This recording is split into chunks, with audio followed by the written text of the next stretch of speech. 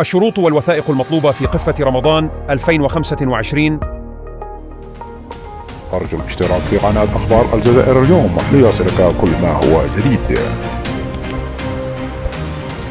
شرعت مصالح البلديات عبر مختلف ولايات الوطن في استقبال ملفات العائلات المعوزة للاستفادة من المنحة التضامنية المخصصة لشهر رمضان المعظم.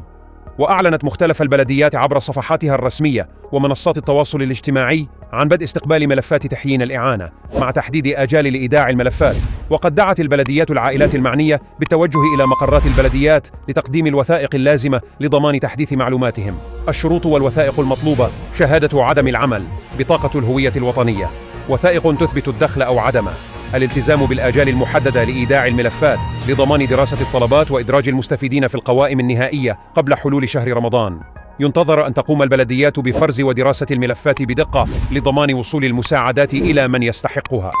من جهة أخرى، طالب بعض المواطنين بتوسيع قوائم المستفيدين لتشمل شرائح أكبر من المجتمع نظراً لتزايد الضغوط الاقتصادية. أرجو الاشتراك في قناة أخبار الجزائر اليوم ليصلك كل ما هو جديد.